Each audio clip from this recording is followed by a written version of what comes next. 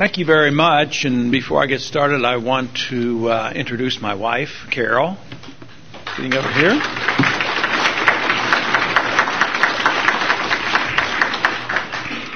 She has a lot of jobs. She has a lot of jobs in the campaign and has had a lot over the years. But right now, her principal job that she's very proud of, and I am too, is she has an important job of taking care of some new twins in our family. Our youngest is senior in medical school and trying to graduate, so she's been doing a fair amount of babysitting. And it never takes much of a twisting of an arm. She probably has a picture that she has shown half of you already. But it is real nice to be here, and I've enjoyed it very much, and I'm delighted to visit with so many who have helped, not only in the last campaign, but over the years. And I know that some have visited the district and certainly have helped financially, which makes a difference because you cannot work in a vacuum. Even very wealthy people who have a lot of their own money that finance their own campaigns don't necessarily win elections. So I think you need a philosophic base and philosophic support. And if you are running for an office such as a congressional seat, and the Republican leadership is opposed to you and the Democratic leadership is opposed to you, you have to have some resources. And fortunately, they did come about now almost 2 years ago, and we were able to make our point. The next point we have to make is to make sure that we can vote in a consistent fashion and gain the credibility that will allow re-election, so that we'll find out later this year. But it is a real pleasure to meet with and visit with and spend a weekend with philosophic allies. It makes it a lot different than what you put up with elsewhere. Today in Washington, things are, a lot different than they were. And they're the same as it was. And in some ways, nothing ever changes. But the Congress definitely is better in the sense that there's better rhetoric. There's some good intentions, but the results aren't a whole lot different. Unfortunately, the results are very much the same as before, because government is still getting bigger and taxes are still going up, and there's not a whole lot of serious discussion about constitutionality and morality of law. And so we really haven't quite reached that point of addressing the fundamental changes that need to come about.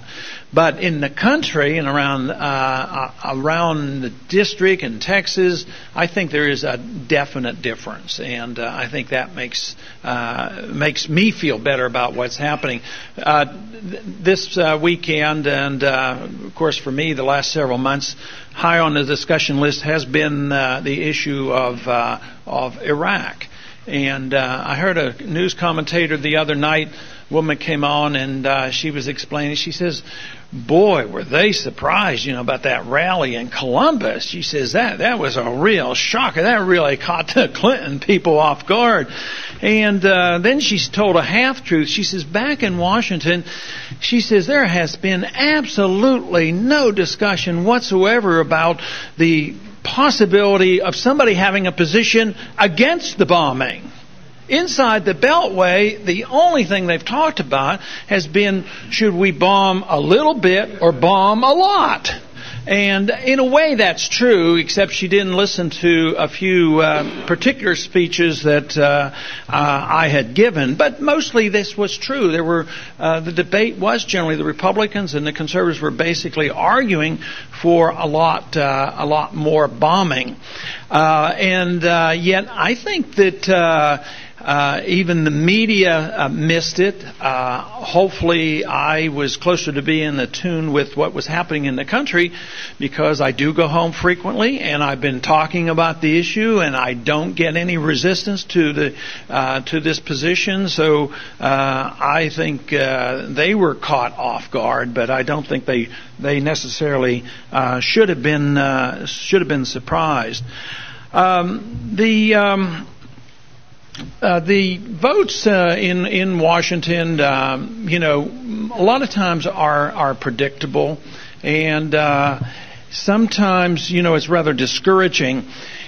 One of the questions I get asked, and I was asked this several times here, is why do things work out the way they do in Washington? Why do these members act like they do? And that isn't always, an easy answer, because most of them, I'd have to say, are fairly well motivated. I think they don't go there with the distinct purpose of doing harm.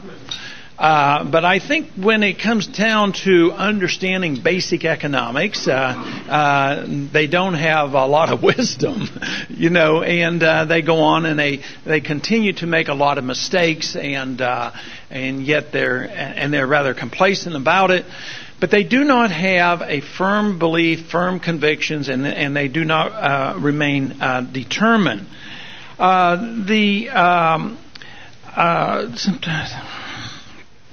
The other day, these members, I want to just tell you a couple stories about how the members react to give you an idea on how this operates. The other day, I was riding on an elevator, and one of the freshman members, the one that just went into Congress a year ago with me, had expressed an interest in talking to me. So he came over. He says, "Ron," he says, "tell me," he says, "I want to know something I can be passionate about." I said, "What do you mean?" He says, "You're passionate about everything." He says, "You feel so strongly about everything." He says, "You got to give me something to be passionate about." And I said, "Why don't you be passionate against war?"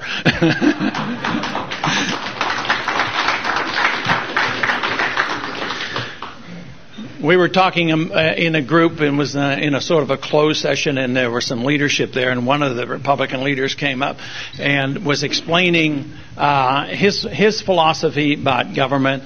And he says, one important thing is that you have to understand that if you stand on principle, you go nowhere. So that was his way of operating, and it is true to the degree. If you want to go somewhere in the hierarchy of the leadership position and in Congress, if you want to do something in going somewhere in preserving liberty or preserving a country that we love and preserving something for our children, then I think it should be a different story.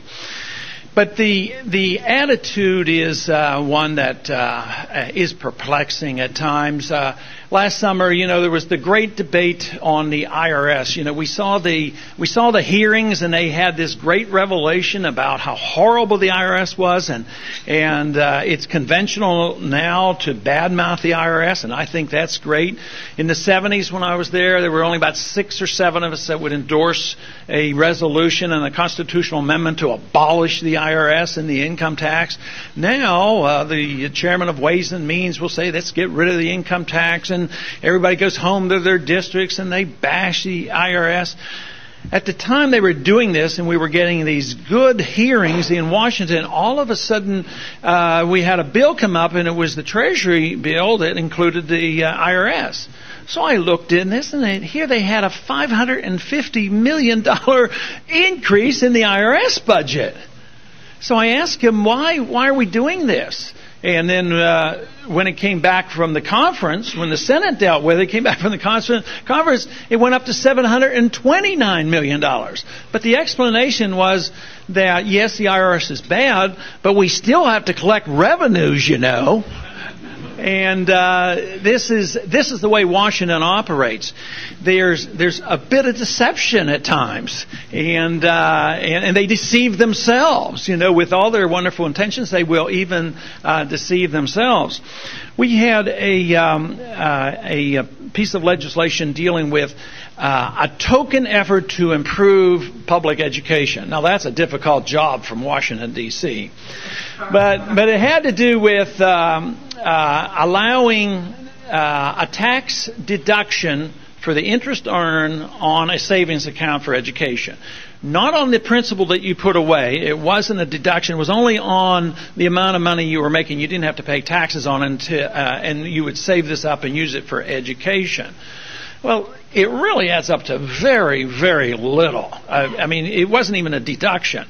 Now, my proposal has been that under the current system of big taxation and a weird tax system, I said, give everybody in this country that has a child that they want to educate $3,000 tax credit per child.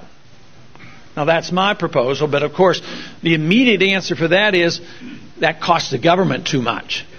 You know, if we give you your money back, the liberals think that's a cost to government because they work on the basic assumption that they own the fruits of all your labor and they are in charge of how you spend it. And but this one bill that was very, very token, and I almost rejected the idea of being a co-sponsor because it was so puny and it was leading people to believe it was very helpful. But I put my name on it. I became a co-sponsor, and it floated around the committee for a bit, and then it came to the House floor. But the night before it came to the House floor, they rewrote the bill, and they put a new number on it. And basically, the reason they rewrote the bill was they had to work into it a way to pay for it, because this again was going to be a cost. So they raised taxes twice as much as the benefits that might come from these tax deductions for education. So when I got wind of this, I went down to the floor and I said, well, you know, I'm a co-sponsor of this bill.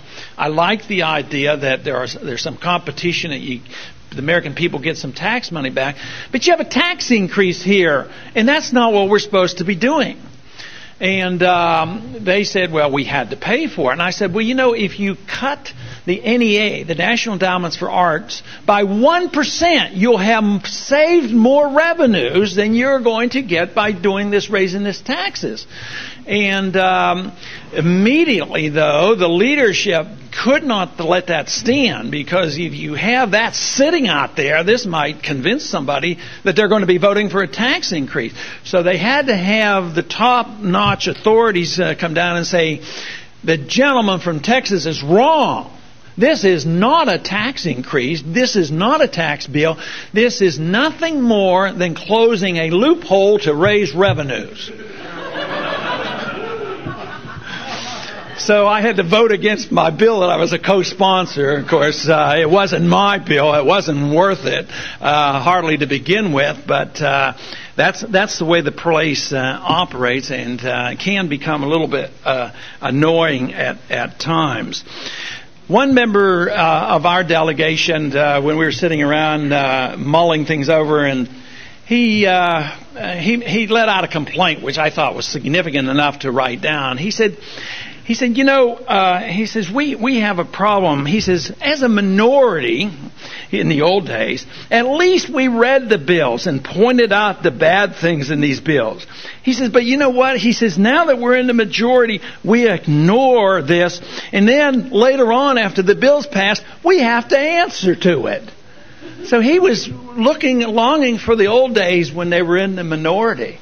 And one other member said to me, he says, you know, he really doesn't want to be in the minority because that's what motivates everybody up there is this, you know, the power and the prestige and all. He says, boy, there are some days that I wished I was back in the minority. Then I could vote like Ron Paul does every day. But their attitude is something that could be improved a little bit, to say the least. But you know, there's a lot. Of course, the biggest thing in the news right now is the deal on Iraq. But you know, this Kofi Annan that's going over there, the General Secretary. You know, he did something the other day. I don't know much about his politics. Of course, we can't complain about what he's doing right now because he's trying to slow this thing up a little bit.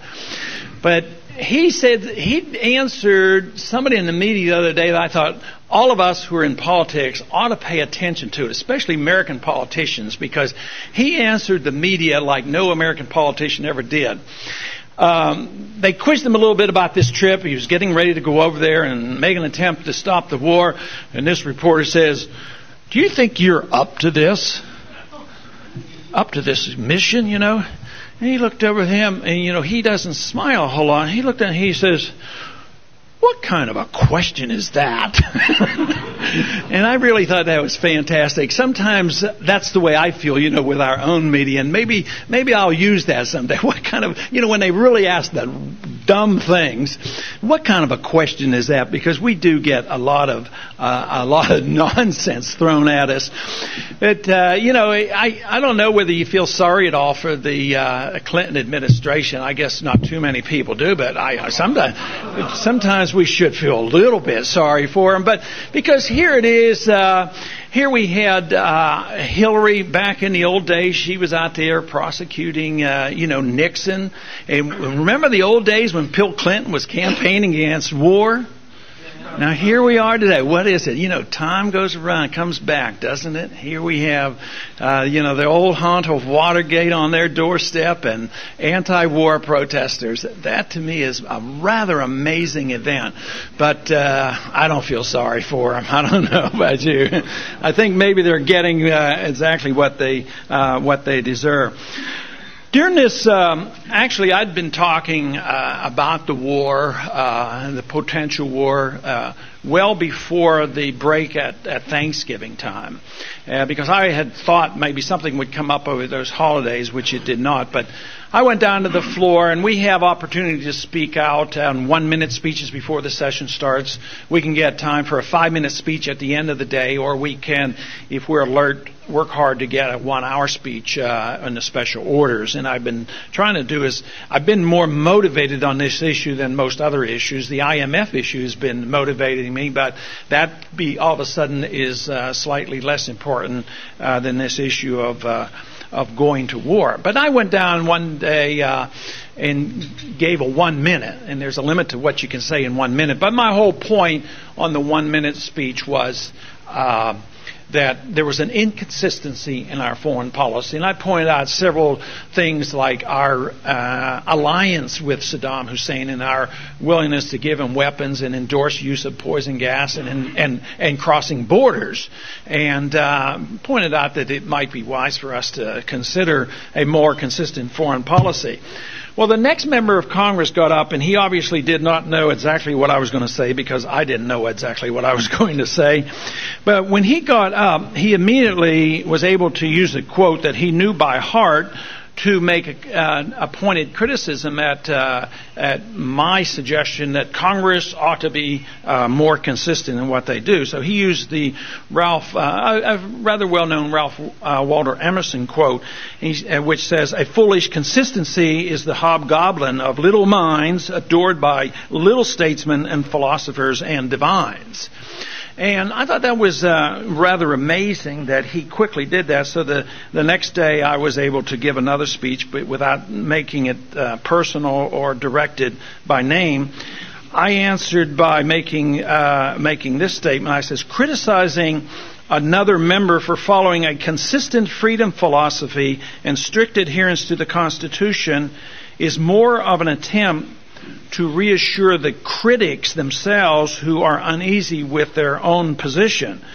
Obviously, criticizing one for consistency either means that pragmatism and inconsistency is something to be proud of, or there is little respect for the philosophy that is consistently being defended, a truth the critics are not likely to admit.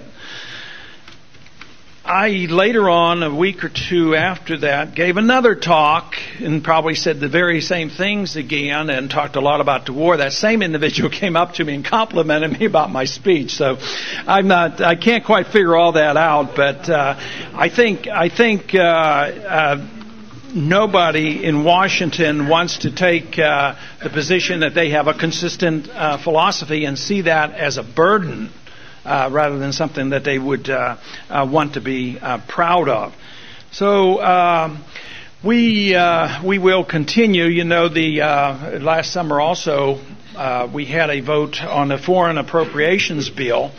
And fortunately, the Rules Committee Chairman, Jerry Solomon, happens to have the same feeling about the United Nations as I do. And I think most people here would agree that there's probably no room for our membership in the United Nations. So he allowed me to bring up an amendment to the Foreign Ops bill, and it was to get out of the United Nations. And during this, not too long after that, we had a famous American come forward and say that he would help out because those terrible congressmen weren't voting to pay the past dues on the United Nations.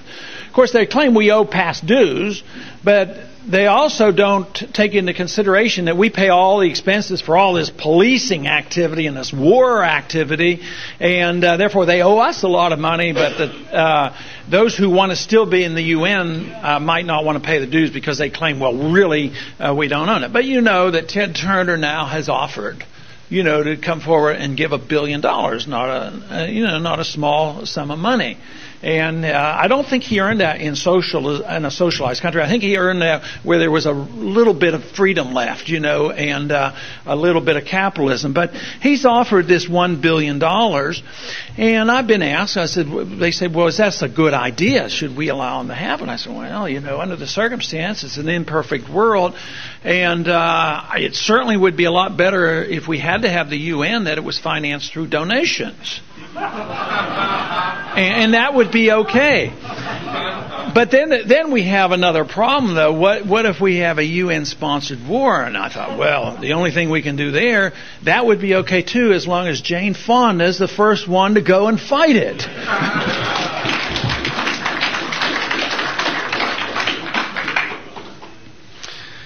So, the business in Washington. The Iraqi thing is a major event going on, but there's another event that I think is very important that I want to touch on. And that is an attitude that's existing in Washington today that is a major threat to us. And it's the interpretation of the budget. And it's from the president on down to the leadership. And I, quite frankly, can't tell for sure whether they've deceived themselves enough to lie to themselves, but they sound convincing, and they've convinced themselves that the budget has been balanced, and they think that the people in the country believe them. That yes, look, we have balanced the budget, and look at these wonderful things that we have done, and they're talking about what to do with the excess. To come up with anything near so-called balance without a deficit, what they have to do is borrow like $185 billion from Social Security. So they take it out of Social Security, they bring it over here, and they say, well, there was a $185 billion deficit, but because we get it out of Social Security, we don't count that. So the budget is balanced. And now, if they have $5 billion extra, they say, what are we going to do with it? And the big argument is, what are we going to do with it? And Bill Clinton said, well, we're going to do a little bit here, but then we're going to make sure we're going to save Social Security. There can't be anything more preposterous, except for one thing. What it does is sets the stage for the mental status there is they believe the economy is doing well, and we wouldn't argue that the economy is doing lousy, except for a lot of people that I talk to aren't as convinced. There's some people in my district who do not think the economy is doing quite as well as the government tells them. But they come in and they believe that the economy is going to do well forever. The budget is essentially balanced, and I think you're going to see one heck of a big year spending. I do not see any concern about overspending. And this is one of the problems that we have with this debate on taxes. There's nobody that would like to see less taxes and get rid of the IRS than myself. And yet, our bigger problem isn't the tax issue. The bigger problem is the spending issue. But if you do any poll, any place in the country, and most politicians are pretty good at reading the polls, every poll shows that people don't want higher taxes. Well, of course, when you're taxed 50% of your income, it's almost enough. So taxes aren't, it's not popular to say, I'm going to raise your taxes. Mondale, I think, might have been the last one who thought that was a good thing to say. So nobody's going to talk about raising taxes, and a lot of people are going to go along with cutting taxes. But they also know and urge, the political advisors caution the candidates and the members of Congress, don't talk about cutting spending because people don't like to hear that. And so there's not going to be any cuts. I mean, the spending is going to go up. There was this pretense that they were going to get rid of the National Endowment for Arts. You know, if there was any one agency that you should have been able to phase out, it should have been the National Endowment for Arts. Some people ask me, why don't you get rid of the Department of Education? And why is there no serious attempt to get rid of the Department of Education? I said, well, if you can't even cut 1% out of the National Endowments for Arts, how are you going to get rid of the Department of Education? And, there was a token effort to cut a little bit, but last year went back up again, and all these programs were raised last year, and they're getting ready to spend a lot more money. And I think the agitation going on in foreign policy is going to be justification for more spending in the military as well. So there's not going to be much of a serious effort to cut back. But on the Iraqi situation, it is something that I have dealt with and dwelled on and preached on and for several months now. And I wanted to spend a little bit of time, of course, on the morality of what we're doing as well as the constitutionality. We all know what the Constitution says about who gets to declare war, so that's not a complicated matter. But the other argument about the war is sort of the pragmatic and the practical argument. You know, how many bombs you drop and when, and what are your targets, and all these ramifications. But the practical argument seems to be swaying more conservatives right now than the arguments of that over the years, and the constitutionality. And I've argued that over the years that this doesn't the moral and the constitutional arguments are probably the weakest arguments to use in Washington. That they don't respond to this very well. I did notice, though, after talking a little bit about this in Washington, some of these questions have drifted into some of the town hall meetings, and they've been asking very specific questions about it. My idea of what I would consider a moral war is one that is fought for national defense, for national security purposes, and should be very clear. And I think the founders understood this, and this is why they abhorred war and thought that we should not get involved in entangling alliances, and that it should be with by the will of the people, by the vote of the House and the vote of the Senate, and not by a president. And we did pretty well on this until World War II, as far as at least going through the procedures. It was explained rather clearly today that a lot of gimmicks are used to get us into war when the people don't really want to, and how we're manipulated into war. That was the procedure prior to World War II. But since World War II, it's been done in a different fashion. It's been done much more openly and blatantly unconstitutionally and illegally. I mean, ever since the Korean War. The other night when I was on Crossfire on this, I was impressed with a look of surprise from Bill Press. Bill Press was quizzing me, and he was pushing me on this, and he was absolutely convinced that he would trap me into inconsistency by saying, yeah, but what about the Korean War? And I said, when I was preaching that it should be declared, and I said, well, it shouldn't have been fought. And it shouldn't have been, certainly under those conditions. And he was caught off so much off guard. All of a sudden, he immediately went to another subject and did not come back with that. But obviously, whether it's the Korean War, or the Vietnam War, or all the other little wars that have gone on since then, they're unconstitutional, they're illegal, and they're immoral. And yet there's not much of a desire to resume this notion that we should be voting a declaration of war. Now, right before I left, because the subject was getting to be a hotter subject, I introduced a resolution, and the resolution simply says that he cannot go. Bombing is an act of war. And he cannot do this. He cannot initiate bombing. He cannot initiate an act of war without the consent of the Congress, without a vote of the Congress and a declaration of war. Now, this was a bit of surprise because all of a sudden, this was different. The only time we came close to anything like that is when they withdrew the funding for Vietnam. But this would be essentially prior to the killing, to make them live up to it. But in a way, it's sad that you have to do this. If we lived in a constitutional system of government, it wouldn't even be asked, that question. Can a president march off and start bombing people 10,000 miles away and killing thousands of people with the potential of a much bigger war without the consent of the people? Now, we have to bring it to their attention and suggest that that's a reasonable question and that we introduce resolutions. So we have gone a long way from following the rule of law. And we have to get back to that because the Constitution is supposed to mean something. If it doesn't mean what it says, what good is it? So our whole purpose is trying to get people to live within the rule of law.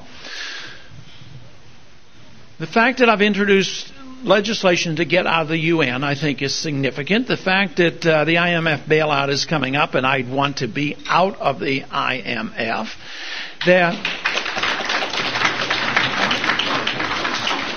it's important to realize that now it is said, and George Bush really set the stage for this in a much more aggressive manner, because I can remember very clearly when many of us in this room were fighting this prevention or an attempt to prevent a war and killing 7 years ago.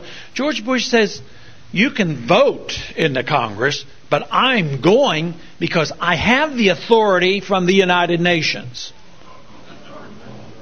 Now, if that shouldn't wake the American people up, what will?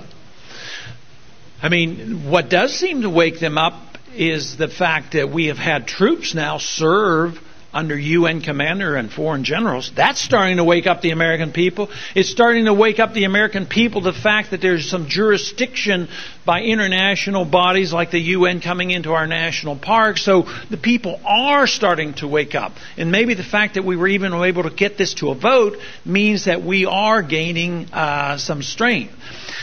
But even Bill Clinton now is not asking. He wants the resolution passed to give him a little bit of political cover, but he says he really doesn't need it because that resolution passed back in 1991, right before they went into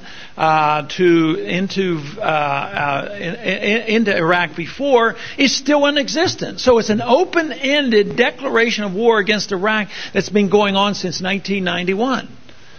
And they argue this with a straight face, and it's the law of the land, that it's permissible, and that the UN gives us the authority to do these things. Well, this can be rather serious. This can be rather serious business because, and it's a lot different. It's a lot different over there now than it was before. Today we live under circumstances not like they were back when there was a so-called invasion and an occupation of a neighboring country, which Lou pointed out last night. It was not a legitimate thing. There were a lot of questions about whose borders and whose oil it was. But the countries over there today are giving no support to what we're doing. I think there's been several events and several declarations that cannot be ignored. One is Hussein, I believe, might be smarter than Bill Clinton. I think he might be. Has it ever dawned on you, or did you ever think it's a little bit weird? Let's say we were thinking on their terms. That's hard, but let's just imagine that we're into their thinking about war. Why is it that we're threatening to bomb them to kingdom come at the same time we double their allotment to sell their oil? I mean, this is what's happening this week. They've doubled the allotment, and they say, well, you can sell more oil. Well, it seems to me that, I mean, if Hussein might say, well, it looks like I'm winning this thing. You know, I'm getting to sell more oil. But anyway, the Arab nations are united like they've never been united before. Hussein was smart enough to release all Arab prisoners, all foreign prisoners from all around, no matter what their crime was. They've all been released. He has sent an ambassador to Syria. He hasn't been talking to Syria for 18 years. And they're getting much closer. He's about to sign a peace treaty with Iran. He's talking with them like they've never talked before. They have now talked about supporting or being supportive and opposed to the Americans bombing in Iraq. So the Islamic fundamentalists have exactly what they've been looking for maybe for 1,000 years. Sometimes I think we can compare this to another crusade, another Western crusade to go in and impose our will, whether it's the Europeans, but it's now the Americans. And if there's ever any understanding of the Arab thought process, I mean, we are doing everything conceivable to support the enemy on what we're doing. And then we turn around and we have a military that is admittedly weak. You know, I keep thinking that what we might be doing, you know, in the old days, the slogan on the conservative side was peace through strength. Of course, you know, a lot of us have a different attitude. It wasn't our military strength that made the socialist system fail in Russia. But peace through strength, that at least sounded better than what we're doing today. We have war through weakness. This is what we're doing. We're militarily weak. We don't even have troops over there. Even if he decided he had to invade somebody, he can't invade. He doesn't have the troops. We have a weak policy. We have weak allies. So it doesn't make a whole lot of sense. Over the years, we've had accidents happen. Sometimes we put people in harm's way and men get killed. And then we argue for decades on who did the killing. I mean, who sank the Maine? You know, that's a good question. Could it have been possible that our side did it? You know, it's possible because we got to fight a war and that's what they wanted. Could it have been possible that we encouraged Pearl Harbor? And on and on. But then there could be accidents that happen too. We could do things deliberately. There could be some accidents. And although there's not this intent to invade and march up and risk land troops, people think this one might be less risky than the last one. The last one, they say, turned out not so badly. You know, a couple hundred men got killed. 30 to 40,000 are still suffering from Persian Gulf War syndrome, but we have been able to keep that quiet, and the CIA and the Pentagon know how to cover their tracks. So we don't count those people who may suffer and die some other time. But accidents can happen. And I am always suspicious and wondering about naval events. Think about it. You know, it was the Maine, it was the Lusitania in World War I, and then there was Pearl Harbor, sinking of ships, and then the Gulf of Tonkin.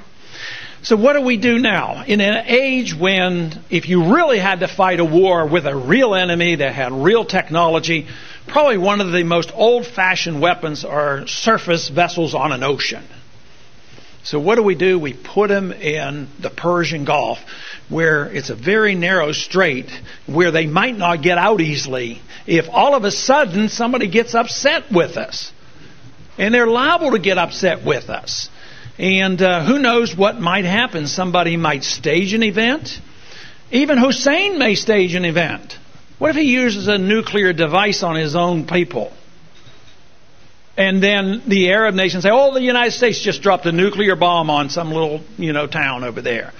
I mean, can you imagine the unity? If they're unified now, what's going to happen when something like this happens? What happens when one of the missiles hits Israel? Could happen. It did before. Israel has made the announcement they will not hold back. And there's no real trust in the management of a Bill Clinton and in the military if we really get into a military battle. What happens if the Iranians decide to use some of their missiles? I'd been concerned about this. I wrote a letter to the Defense Department and I asked about the vulnerability of our Navy in the Persian Gulf.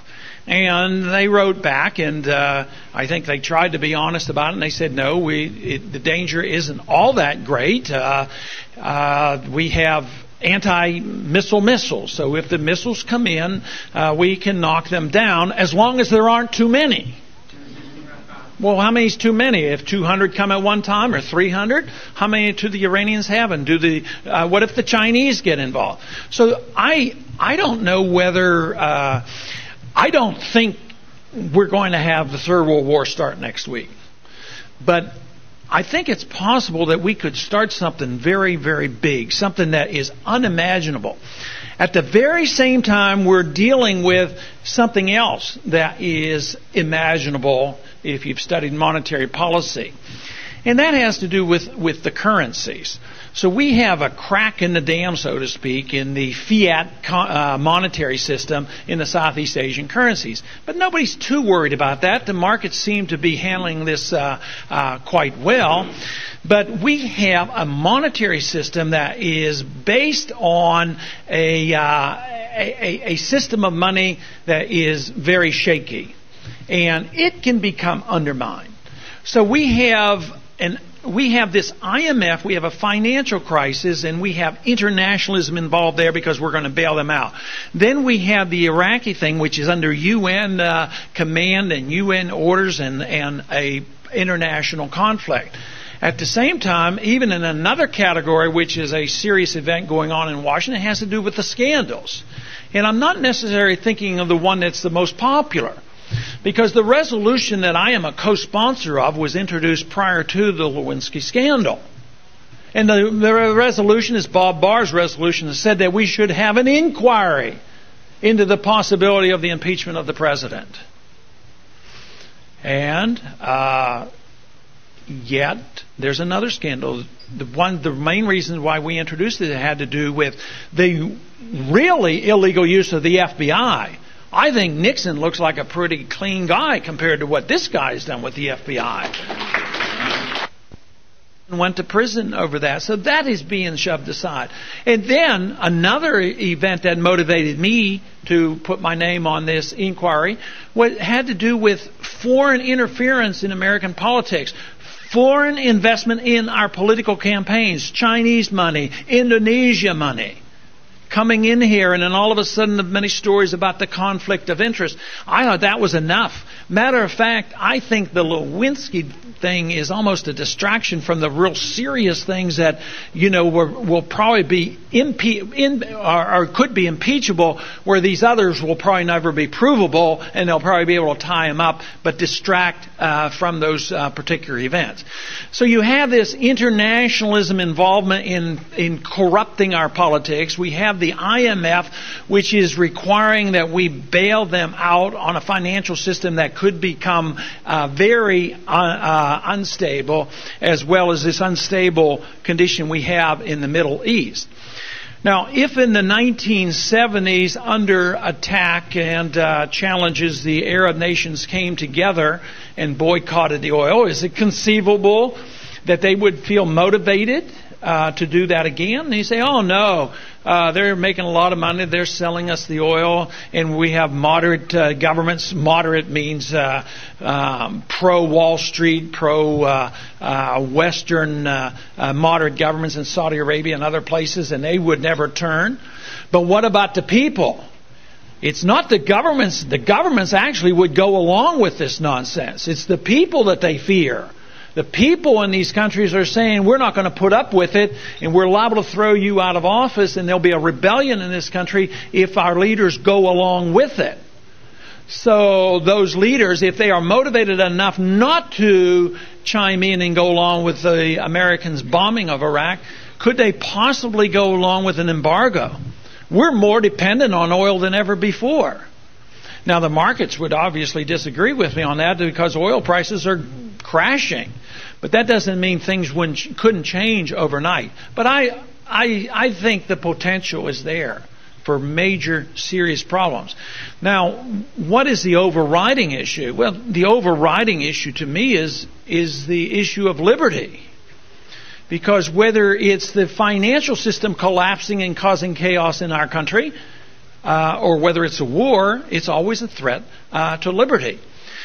Already, you can understand very clearly and read about it daily in the paper about the collapse of the financial system in Indonesia. in particular, the standard of living goes down rather rapidly. Jobs are lost, and the people get very angry, and they do not understand economics, and they're impatient.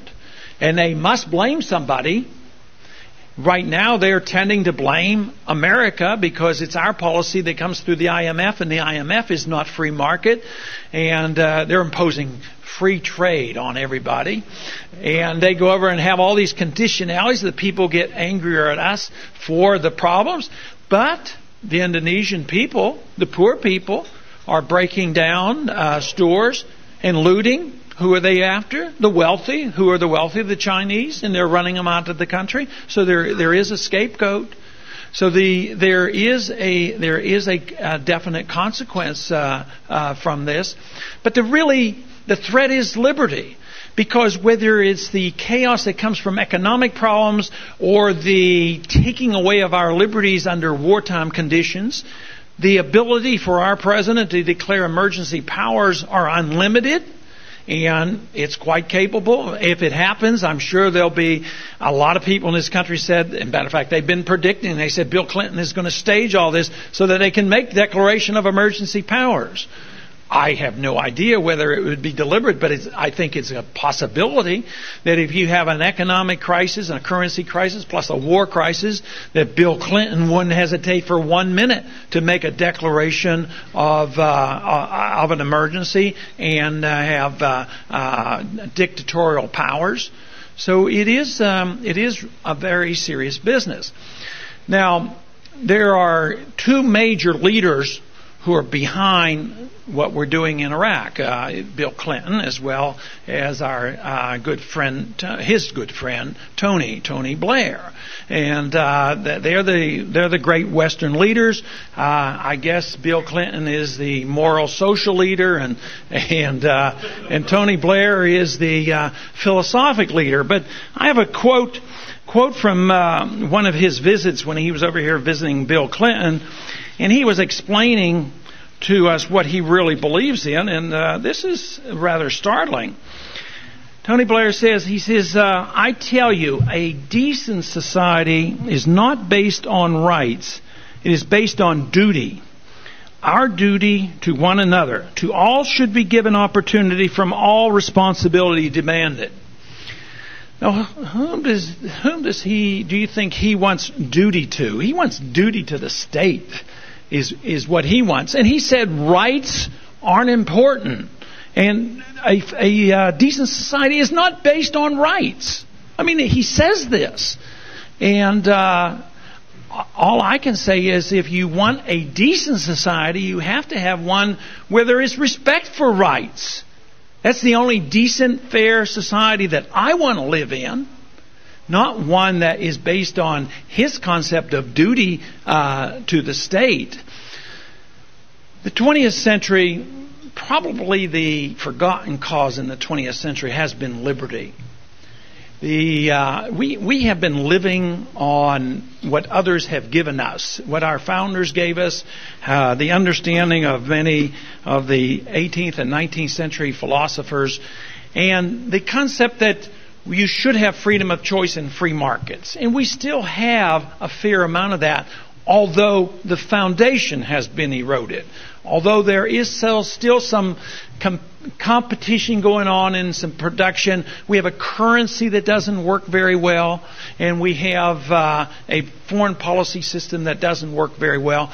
But we have concentrated on the materialistic part of society, not on the principles of liberty. And for this reason, we have allowed these principles to be eroded.